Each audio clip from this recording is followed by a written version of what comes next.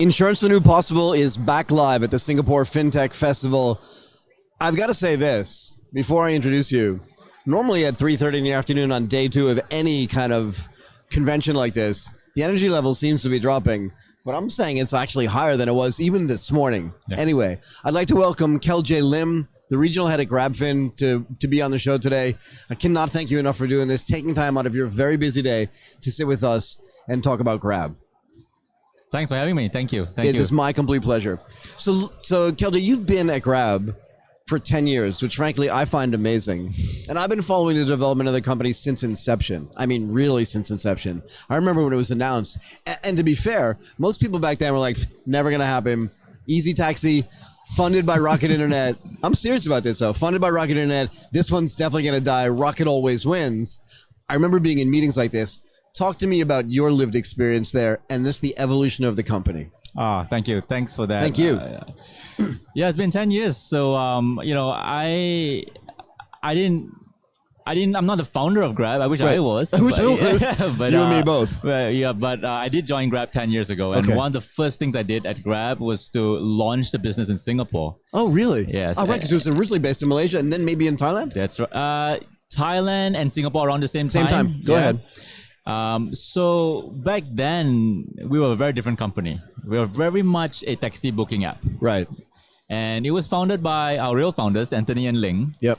To solve a safe and reliable transport problem in Malaysia. Yeah. All right. Yeah. And, since then, we've evolved into other use cases where we went into food deliveries, grocery deliveries, and financial services. Can you talk a little bit about like the internal discussions if you can, and not in detail, but just, you start off for this safety reason.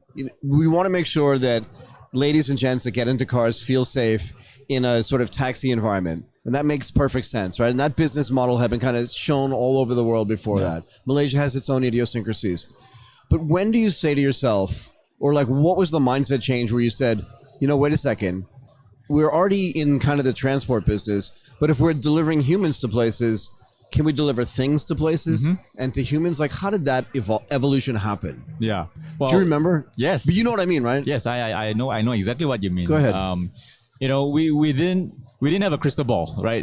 No. So, but to your point about the fun times we had with the likes of Easy Taxi and then Uber after that, right? So we started off with as a ride-hailing company. It culminated in sometime in 2018. 2018, okay. That was when it was a big milestone for us, and when we acquired the Uber's business in Southeast Asia. I remember. Yeah, I remember reading about that actually. Yeah, it was a big event for us, right? A small homegrown startup taking on a global giant. Was there some concern about that? Do you know what I mean? Like conversations were like, yeah, this is going to be easy. Were they like, okay, this is going to be a real challenge for us kind of thing? Oh yeah, I mean when Uber entered the market, they were behemoth. They were behemoth. Yeah, that was the exact word I was going to use. Go ahead. Yeah. But it was in around 2016, when a similar thing happened in China. There was with what Didi and Didi basically did a deal with Uber. Right. And then that's when we thought, this is something we could potentially do as well. Right. You could kind of see no pun intended, but you kind of read the tea leaves, right? Yeah. That Uber maybe didn't want to be in all of those markets at the same time because they were stretched a little thin too. That's right. Even though they were huge, yeah. And so that was what happened with us in Southeast Asia in 2018. Now, back to your point about how do we then move into other things? Right. It came off the back of that. So before 2018, we had a really small food delivery business. Okay. In Indonesia. Okay. It was very small. But it's only after the acquisition of the Uber business in Southeast Asia, whereby we also inherited the Uber Eats business. Oh, really? So you were like, okay, we bought what is that thing? Kind of. No, you know what I mean, though, right? It wasn't like that, but okay, we get this as well. Yeah. We're either going to have it or we're not going to have it. Exactly. So if we're going to have it, we're going to make it big. Go ahead. And we had to decide, what do we do with it? Like, do we want to pick it up and run with it, or do we actually close it down because it's not our core? Right. But when we thought about it, like, if we want to be if you're in a business of making everyday life easy for our customers, right. Other than transportation, what else do they use every day? Right. And so food delivery, ordering food was definitely one area, and that's when we decided, okay, let's do it. We didn't have an app. Because when we acquired Uber, it didn't come with the technology. Food delivery app? It didn't come with the technology. We actually had to white label the app. And a lot of people don't know this, but we had to white label the app from someone else for 2 years before we built our own. Yeah. You also, sorry, you just reminded me of something. You don't have to talk about this if you don't want to, but you also built your own Maps app. That's right. So yes. Sorry, go ahead. So what is that like internally again, where you're like, we now have the technological prowess as a big and growing company to say, instead of paying away to Google for their Maps data, we're just going to build our own and gather our own data because we're here. This is what I've always thought. Because we're here, we know the ins and outs of Singapore because we're Singaporean. We know the ins and outs of Malaysia and Thailand because we're Thai and we're Malaysian. Yeah. And over time, as we build out that data, it's going to generate stuff for us as opposed to someone else, right? That's right. Sorry, go ahead. Exactly right. So there was the cost element. Yeah. Because as we were scaling up, the cost of using Google Maps was just explodes. Getting really, really high. Yeah. And the second part really was, and to me was the most important part, was that we were perhaps better positioned to build a better map for our use case. That's my point, though, right? Yeah, is that you know it? Yeah. We have every single day millions of vehicles moving around Southeast Asia. Yep. Capturing, giving updates on what is the traffic conditions like, what is the new, perhaps roads and paths, and a bridge is gone or a new bridge gets built or something. Stuff, right? In Southeast Asia, there's a lot of these things. Right. And so then we took that decision to do it, and happy to say that 100% of our service now is running on our own maps. Right. Yeah, but that's got to be generative to you as well, right? Because every day you get more data, which means every day the maps get better, which means every day the service should get better as well. Right. From the food delivery space, like when did things kind of coalesce into a super app, at least in your mind? Yeah, so the next step we took from that point was to go into financial services. Now, how do we get to financial services? Yeah, go ahead. I wish I could say, we planned it from the very beginning. Right. That's definitely not the case. That never happened. So it started when we introduced GrabPay, which is our wallet, our e-wallet. Yep. Yeah. And the objective of that really was not so much to go into financial services in a big way, but we wanted to improve the user experience on our mobilities business. So essentially, and this is something we learned from our competitors actually, right? Because Grab started off as a cash-only product. I remember. Which made sense for this part of the world. Yeah.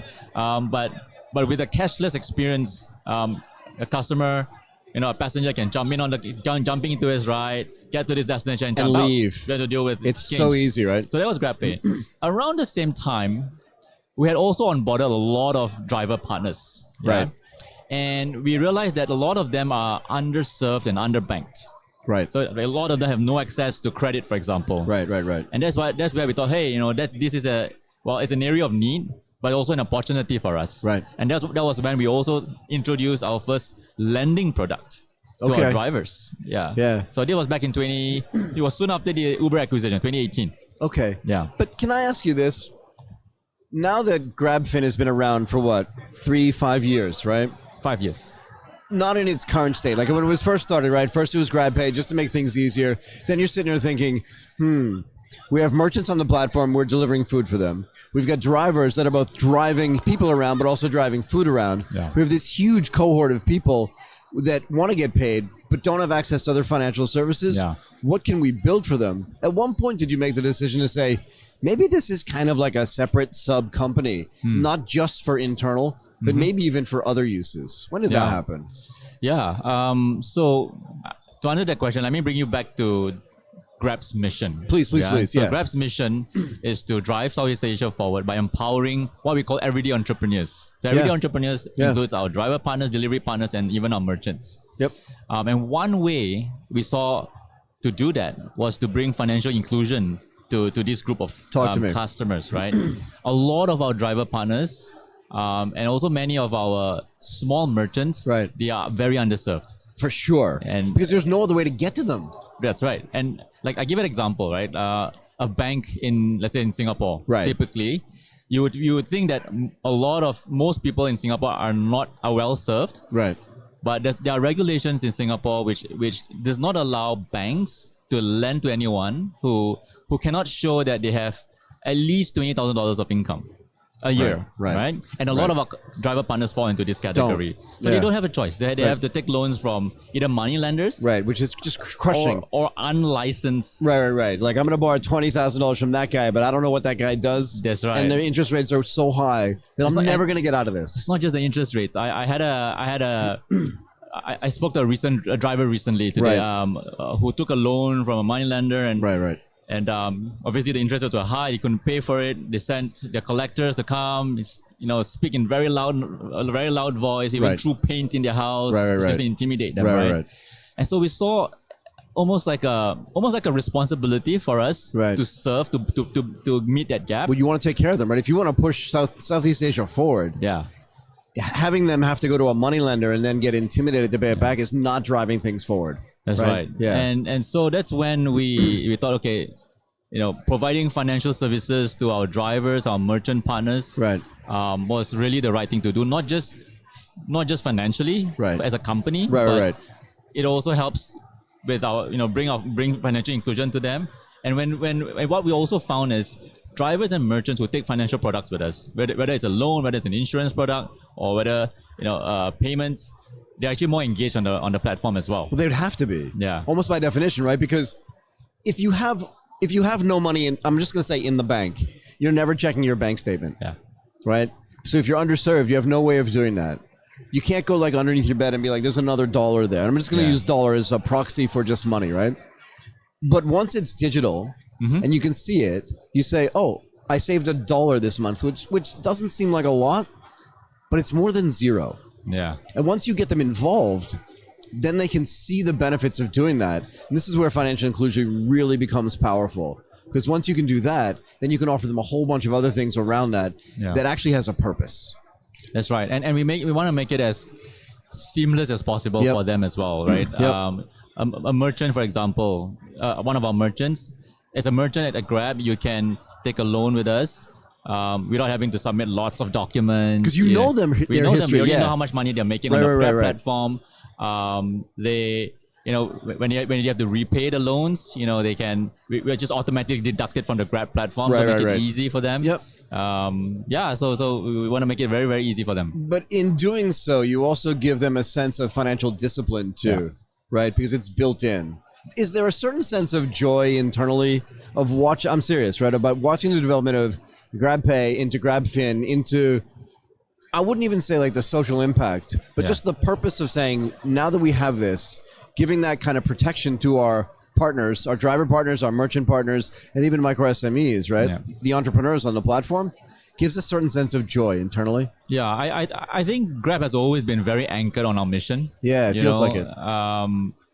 Whether it was safety, and now and then obviously now empowering our the everyday entrepreneurs. We've always been driven by that, and to the extent where we have made decisions where we are foregoing margins and profits because we want to move our mission forward. Look, the way I look at it is, if you have a long-term goal, right? If you're not here just for short-term gains, if you look at things long-term and holistically, you have time to, as you said, move this goal forward. I think a lot about platforms like Grab, and I thought it would be interesting if, here's the way I look at it. If you have, I'm just going to make up a number. You can tell me if I'm close or not. I don't care. 2 million merchants on the platform, including the drivers. Maybe it's 3. Let's just call it 3 because the math is more fun. If everyone it's a little bit more than that. Let's call it 10. Yeah.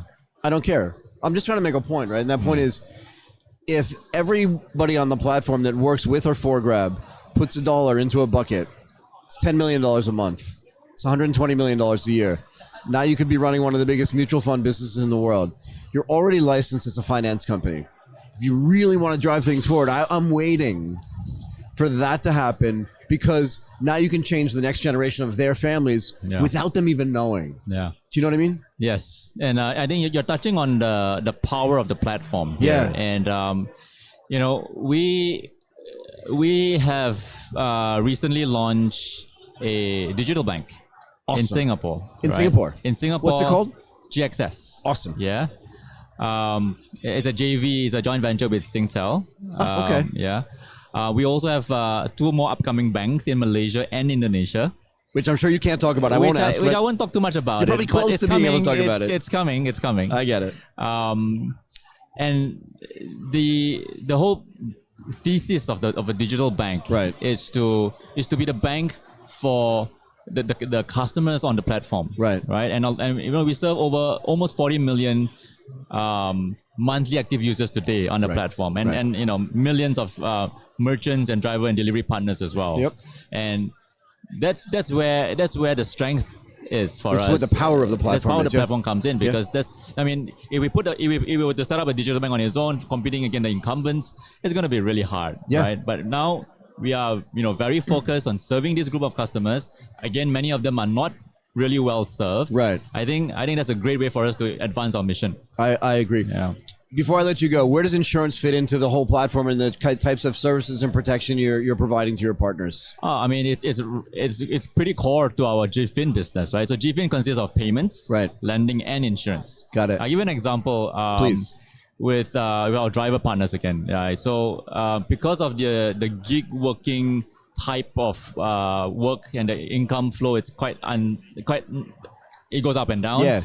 It makes it really difficult for most of our driver partners to pay for premiums up front for an insurance policy. Right. So we've worked, and here's where we worked with a great partner like Chubb to come up with very bite-sized, easy to very affordable, very accessible insurance products. This is really important. Go ahead. For driver partners, so that as they drive on Grab, they're able to allocate a small amount of money towards building their protection. I love this. Right. And there are many examples of unfortunate event happening to our driver partners, and we were able to help them make a full claim. That is awesome. Okay, I'm going to let you go. Kell J. Lim, Regional of GrabFin. This was so important as a conversation for me to have. I learned a lot, and I hope you come back. Thank you so much. Thanks for having me. It's my pleasure. Right. Don't forget to follow Insurance for the New Possible on your favorite podcast platform and on YouTube to stay up to date on all of our amazing and informative content.